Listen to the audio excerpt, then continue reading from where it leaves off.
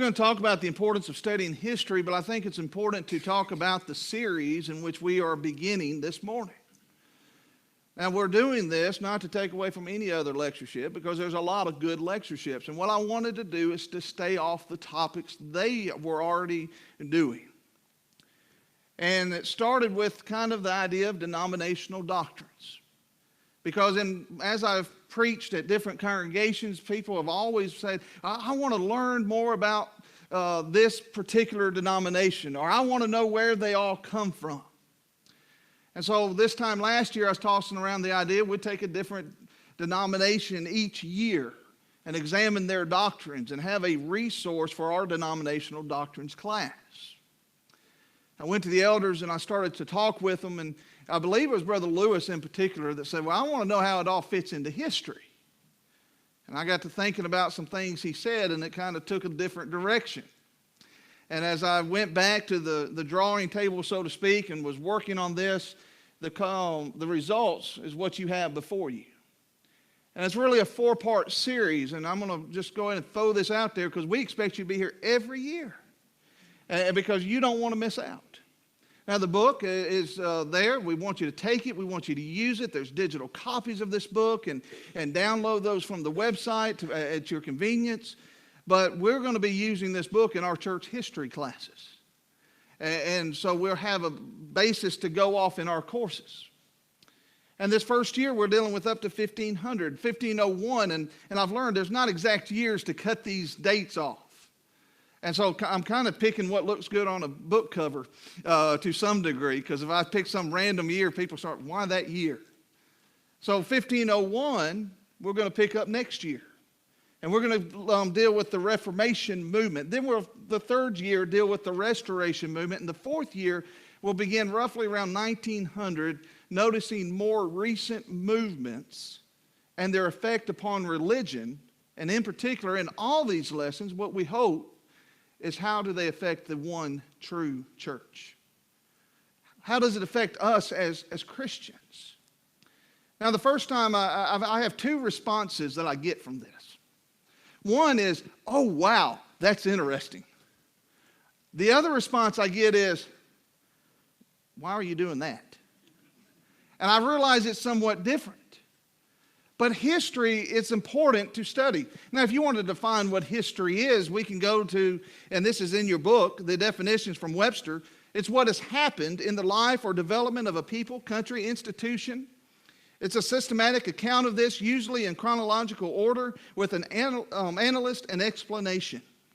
The fifth meaning, if you look to it in Webster's dictionary, it says the branch of knowledge that deals systematically with the past. A recording, analyzing, correlating, and explaining of past events. And if we come in here in these lectures and all we do as speakers is stand up here and start giving you facts and to say stuff like Christopher Columbus sailed the ocean blue, I want to say in 1492. I haven't studied that in a while. That'll start to get boring. I get that. And we start thinking of memorizing lists. And used to in school, you had to learn a list of the presidents of the United States. Or you might have to learn a bunch of dates of all these different wars. And brethren, I will tell you, that is boring to me. And I don't like that, but that's not what this is about.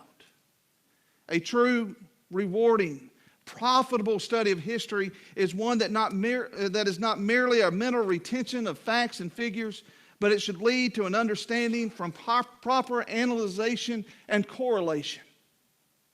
The things that we are going to be studying apply to us today, even though they happened so many years ago. But somebody says, well, that's going to be boring.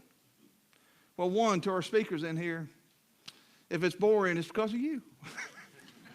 If I bore you this morning, it's because of me.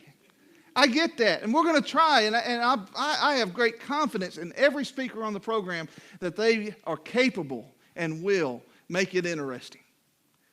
They will make it applicable because they're not up here just to give you facts, and they will preach it in love because in some of this, we are going to tread delicately into some areas that may be sensitive for some. But when you deal with the historical approach, it's a whole lot better to get down to the facts and to see what is truth. And so we will study things this week like Roman Catholicism, Nestorianism, Oriental Orthodox, Greek Orthodox. When we get on Montanism and Marcionism, brethren, I want you to pay close attention, because when we study that from a historical point of view, I want you to understand that those are some doctrines that we are facing today among liberal brethren. There's nothing new under the sun. Now, some people say, well, boredom. You realize television is based off of history so much of the time? Hatfield and McCoy's. I've watched that twice now. Now, if I refer to a TV or movie show, don't use your discretion on what you watch. Don't have a television. I don't care. You do what you need to do to be able to stay holy and to avoid evil influence. But I watched that thing, and I learned a lot about the Hatfield and McCoy's. And then I started wondering, I wonder how much of this is true. And all of a sudden, I started reading about it. History program had one called The Men Who Built America. If you haven't seen that, I highly recommend it. And there's lessons I learned all along the way about greed, about American industry and economics. And brethren, they're spending millions of dollars producing this. Now, would they do that if it was just boring? It's not boring.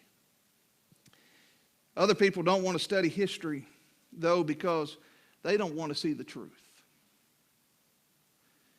Because when you truly start studying history, everything in it is not always pretty and tidy and wrapped up in a nice little package. I love The Greatest Generation. Tom Brokaw, don't necessarily endorse everything about him, but he wrote regarding The Greatest Generation. He described them as saying they answered the call to help save the world from the two most powerful and ruthless military machines ever assembled. Instruments of conquest in the hands of fascist maniacs. They faced great odds at a late start, but they did not protest. At a time in their lives when their days and nights should have been filled with innocent adventure, love, and the lessons of the workday world. They were fighting hand to hand in the most primitive conditions possible across the bloodied landscape of France, Belgium, Italy, and Austria. We think about that generation. And I start thinking about how, as a nation, we pulled together. If you haven't been and you're able to work it in, at times the lectures aren't going on. You go to the Navy Museum. You go to that area that focuses on the World War II era. And it's really neat to me, and one of my favorite parts of that whole museum is going into what simulates a little town of that time. And you can go in there and you can see what you had to do to buy groceries. There's a video, and I didn't realize this, bacon grease. I've saved bacon grease. Mama taught me that. Because it makes your green beans taste wonderful. But people would forego using their bacon grease and would save it to make sure that explosives could be made with it for our military guys. Back home, people were doing without meat and meals to make sure our military had food. Man, if we could only get people to have the mindset of giving and unity that they had in that generation. But see, if you study that generation, you go to the other side of it. You also have to study what was being done in the Nazi concentration camps. And you have to suddenly start realizing that 7 and 9 million people had been uprooted from their homes by the Nazis. And it's easy for us to point over there, brethren, but if you study that right here in the United States after the Pearl Harbor bombing attack, we created our own camps as Americans. And we rounded up Americans that came and had their citizenship. And just because they were from another country, we incarcerated them. See, studying history sometimes makes you face some ugly truths.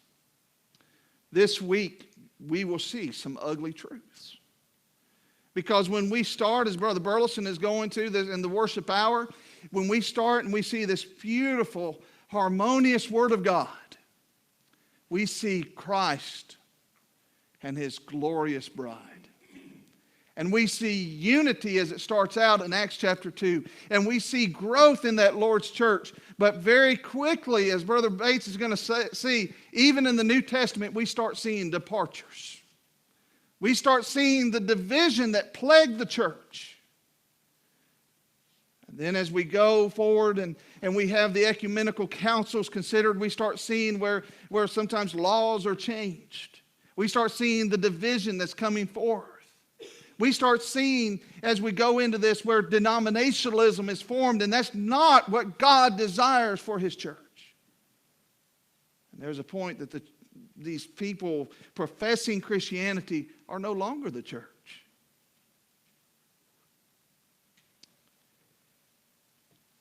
I think about the words of Lieutenant Colonel Dave Grossman. He said, the sheer awfulness of atrocity makes us to wish it away. And brethren, in history, there's some sad moments in our time. But let me tell you, we can take away monuments. We can take away stuff out of textbooks. We can try and remove it and ban things from going upon television or to go into print. But that doesn't change the truth that these things happened. And if we want to avoid the problems and the conflicts that made those marks that are considered to not be good in our history, then we need to be studying them. And we need to study them from every angle so that we can avoid it in the future. Isn't that what God always expected from us? Let's think about this. And there is a godly expectation of man to study and remember history. In the Old Testament, God would set orders to remember. Think about it in Exodus chapter 20, verse 8 through 11. We have the case in which the Sabbath is being commanded to be observed. He says, remember the Sabbath day to keep it holy. 6 days shalt thou labor and do all thy work, but the seventh day is the Sabbath of the Lord thy God. In it thou shalt not do any work. Thou, nor thy son, nor thy daughter, thy manservant, nor thy maidservant, nor thy cattle, nor thy stranger that is within thy gates. For in 6 days the Lord made heaven and earth, the sea, and all that is in them. That in them is, and rested the seventh day. Wherefore the Lord blessed the Sabbath day and hallowed it. Major part of Old Testament law. Major command that is being given here is that you remember the Sabbath, you keep it holy. And why? Because they need a day of rest. No. Oh, there's benefits of it. A day of rest is a good thing. It's nice when we can work one in, but that's not why He gave it to them. He gives the explanation because in 6 days God made this world. On the seventh He rested. And He says, you remember this. Think about the Passover. Passover, there's beautiful New Testament imagery that we have of Jesus with His disciples observing and keeping the Passover feast. And we think about it, and we could spend great time talking about each aspect of the Passover, but we won't do so this morning. But why did they keep the Passover? Because they needed a meal? I like a meal. We ate fish last night. That's good. Lamb, I'm not very keen on, by the way. Went down to Rodizio's. It's a little fatty. But, any meal, y'all. If you want to cook lamb, I'll come and eat with you. I eat anything. Is that why they did it? No. If you look to Numbers chapter 9, verse 1 through 5, we actually have where it was being instituted, and the reasoning being because, the Israelites were in Egyptian bondage. And that final plague was going to come. And they were to remember about what happened because, brethren, the firstborn had died in every house of Egypt except the Israelites when they had taken the blood and had smeared it from the lamb across the doorpost. And this death would come, it passed over the Israelites. And notice Moses, he didn't have to go and ask. Pharaoh sent for Moses and commanded them, you get out of my country. And what was to follow would be a great scene to behold. Because the Israelites would flee. He changes his mind. Pharaoh sends the army after them. Oh no, what are we going to do? They go forth, and here's the Red Sea. And God causes a mighty wind to part it. They walk through on dry ground. When the army pursues after them, the walls of water come down, and God has delivered them.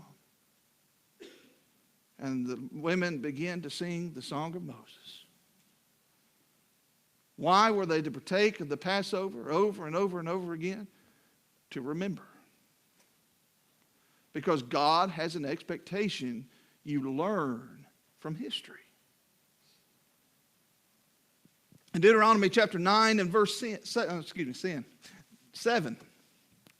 Deuteronomy chapter 9 and verse 7. He tells them, remember and forget not how thou provokest the Lord thy God to wrath in the wilderness from the day that thou didst depart out of the land of Egypt until you came unto this place. You have been rebellious against the Lord.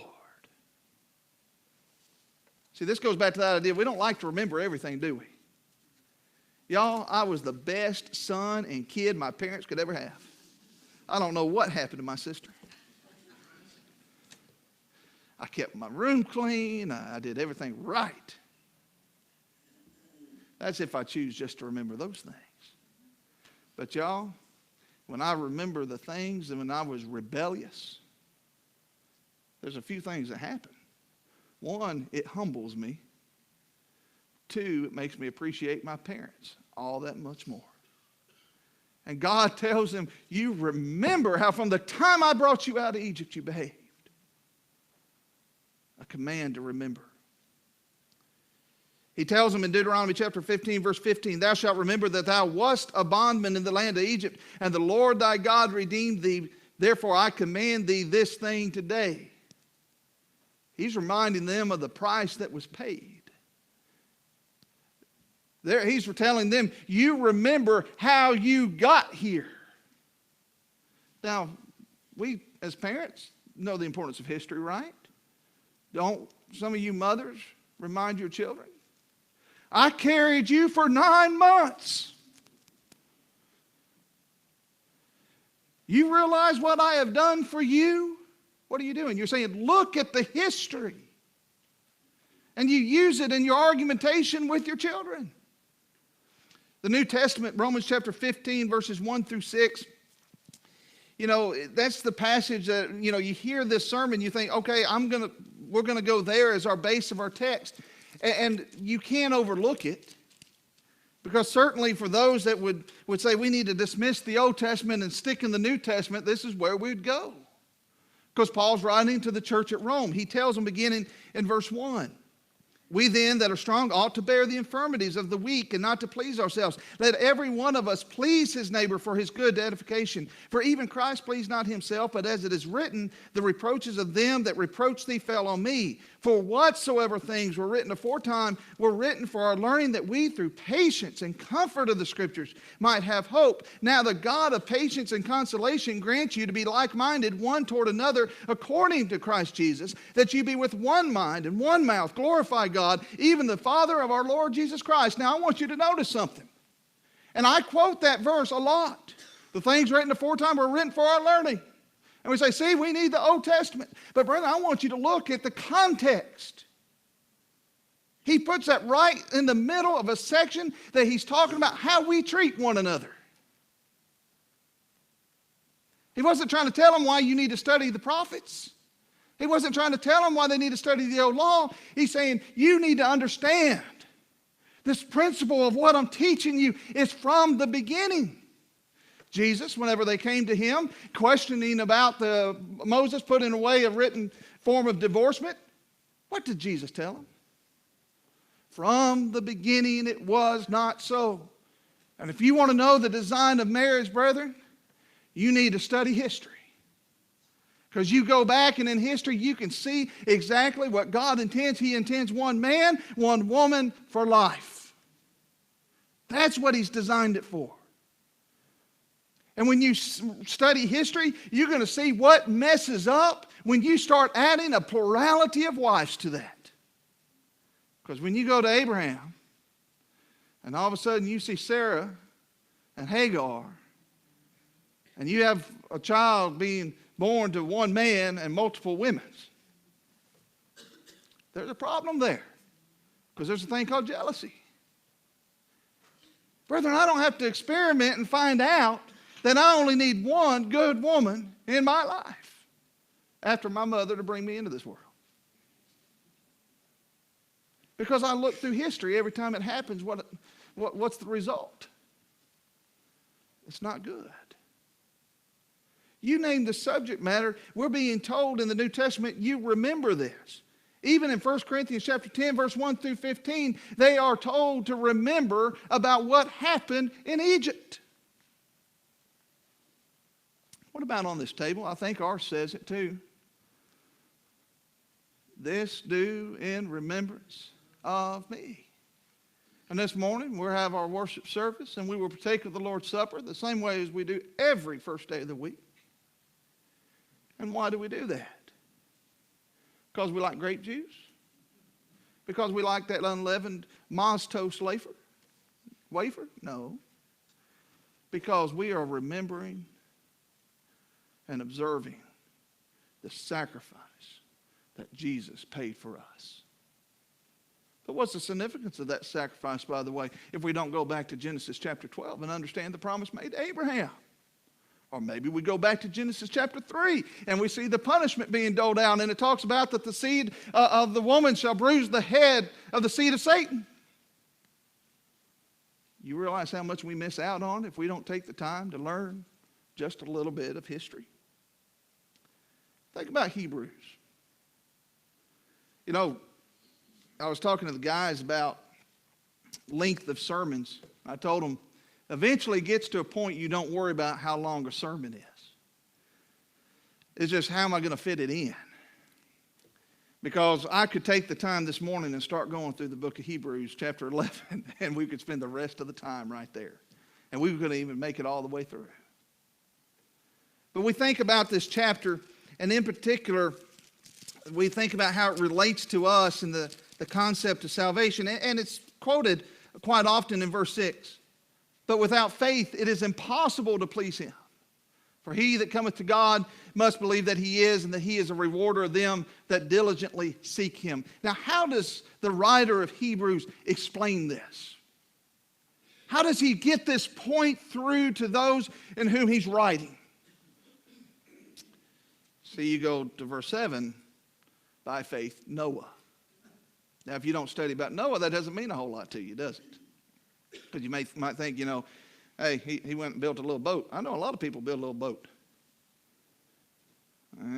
Study history. There's not a lot of people that build a 300 cubit by 50 cubit by 30 cubit boat in a time that they didn't have power tools. Make it all out of gopher wood. They didn't have a Home Depot to go buy it. And suddenly, when it says by faith Noah, and you study a little history, suddenly you sit there and say, hey, there's something to this faith. And then you go down a little further and it says by faith Abraham. Go a little further, it says by faith Sarah. By faith Rahab. By faith, and it's all these people. And if you just study this and you don't study the history of it, what's it mean? He's using this to make his points. So why? Why do we need to remember? Because, brethren, history has a tendency to repeat itself. See, take Abraham. It can happen in the life of an individual. I would love to say, they always say shame on, shame me once, shame on me, shame me twice, or shame on you, shame me twice, and shame on me, something like that. I don't like cliche sayings, so I don't keep up with them well. But I hate it when I make the same mistake twice. I'd like to tell you I don't do that. And I'm sure you think I'm perfect, but I'm not. But it happens. And you think about it and you think, well, if you ever run out of gas once, it won't happen twice. You ever think that, if I lock myself out, I won't do that again. And you think, well, you can learn from history. You make a mistake one time, you won't do it twice. But I know if I start going around this room everybody's got something in here that they made a mistake twice. Same was true with Abraham, wasn't it? You have the case in Genesis chapter 12, verse 13. He presents his wife as his sister. I don't have time to go into all that, but brethren, God did not approve of this. So you think, well, hey, he'll learn his lesson, right? Go to chapter 20 and verse 2. He does it again. He should have paid attention to history. He should have known this wasn't the right action, but he did it again. There's some other example in your book that I'm going to forego in this lesson this morning, but I encourage you to go there and study that later. A lot of times it's in generations too. You think about Isaac. How many times do you think he was told the story? You know, generations like to tell stories to other generations. We are a storytelling people, aren't we not? This week, how many stories are going to be told around these tables and at breaks? We like to tell stories. You think, well, at least that presenting your wife as your sister thing, it would have stopped after 2 times, and certainly the child wouldn't have done so. Well, if you go to chapter 26, verse 6 through 9, you actually have Isaac representing his wife, Rebekah, to the men in Gerar and King Abimelech. But see, it tends to happen over the ages. Think about the book of Judges. I love teaching the book of Judges, one of my favorite books. But then I say the same thing about other books of the Bible, so I don't know.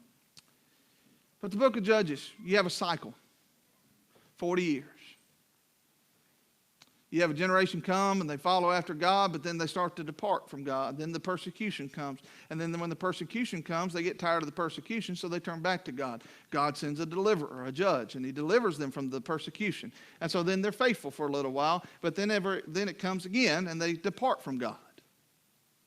And so whenever they depart from God again, he allows the persecution to come, and then all of a sudden they get tired of the persecution, then they turn back to God after deliverance, and God sends them once again the deliverer, the judge, to deliver them out. And then they'll be faithful for a little while. Each time, though, there's an interesting phrase. It says that these were worse than the generation before them. Wouldn't you like to think that we wouldn't make the same mistakes over and over again, generation after generation, time after time? I would like to think that, but that's not the case. If anything, we often let it get worse and worse and worse. That's what the whole book of Judges was about. Think about some other matters that we see this. What about the problems of fermented alcohol and the consumption thereof? We have the case of Noah.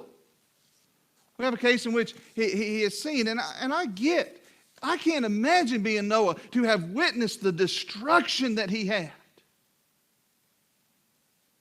I can't imagine being on that ark with all those animals for the amount of time he was. But he gets off, he plants a vineyard, it takes some time, obviously, it grows, and he allows the fermentation, and he commits the sin of drunkenness. To the point his sons have to come in and cover his nakedness and care for him the way you would a child. Well, I'm glad he's the only one in history ever had that problem, right? What about Lot? Becomes so drunk with wine that he does not either one know or care. Some debate there, but either case be, he conceives a child with one daughter, and the next night, in the same method, happens again with the other daughter. 2 times. I'm glad we've learned our lesson. Nabal refused to help David and his servants. Right there in 1 Samuel chapter 25, here comes David and the men. And so Nabal, he's sitting there ready to defend his house and his honor. Nope. He's off drunk and has to count on his wife to do the prudent thing to settle the matter because he has left himself defenseless. King Elah, drinking himself drunk to the point that he was defenseless when Zimri came to attack him. Well, at least in 2018, we have finally figured it out. Every day, I got to read this statistic. Every day, almost 29 people in the United States die in alcohol-impaired vehicle crashes. That means in 2016, and it's actually, the numbers are worse today, that one person every 50 minutes is dying because of alcohol-impaired deaths. That means before we eat lunch today, at least 2 people will die. Before the end of this lectureship, every single day, more than 24 people will die. Because we can't seem to learn from history. And we could talk about why drunkenness is wrong and about the problems of social drinking and how it is wrong. But brethren, I don't even need those arguments to know that I don't need to be drinking fermented drinks.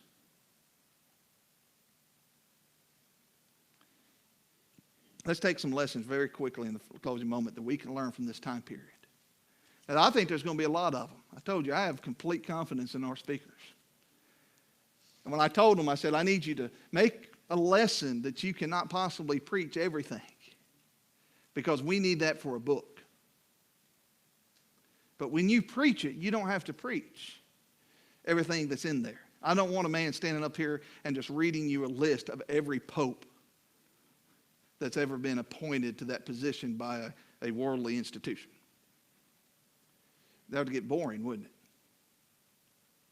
But we need to be equipped. So what are some things we can learn?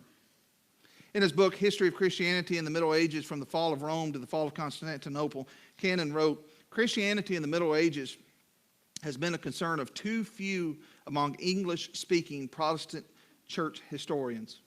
I certainly do not place the true church in Protestantism. I place it as the true church in Christianity. But I will say that statement rings true today.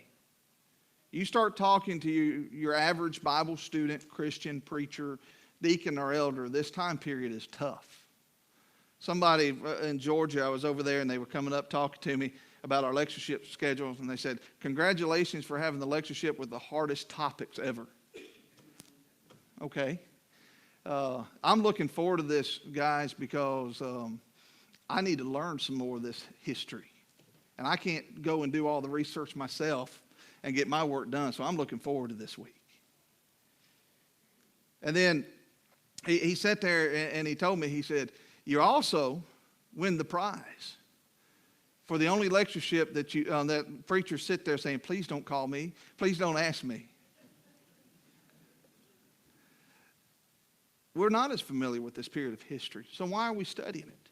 Why don't we jump over to the Reformation? Why don't we jump to the Restoration? That's what we like. Why don't we just study that? Because there's some things that took place from 33 to 1500 that have a bearing in 2018. In Roman Catholicism, it continues to have a great bearing upon this world. And within it, they came along and they started mandating celibacy. And brethren, that affects to this day. I didn't know this as a child. I was not affected by this as a child. I want to clarify this. But I knew suddenly Father Dan there in southern Illinois that helped out with the Boy Scouts and all that. Suddenly he was gone. Later my parents were asking me, said, has Father Dan ever done anything? Has Father Dan ever... And I'm using that accommodatively, y'all.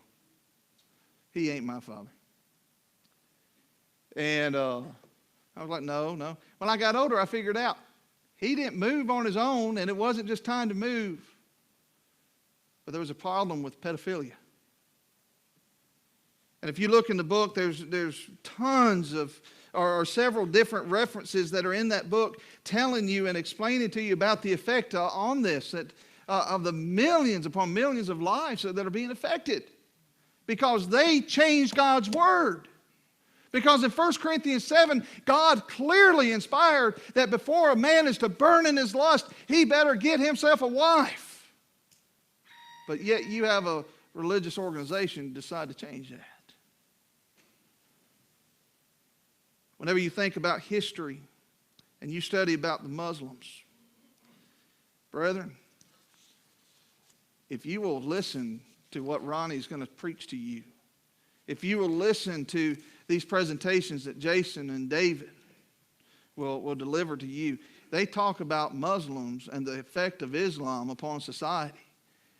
And if you look in history in this time period, civilizations that were tolerant of that religion paid the ultimate price. It is not a religion of peace that people want to pretend it is.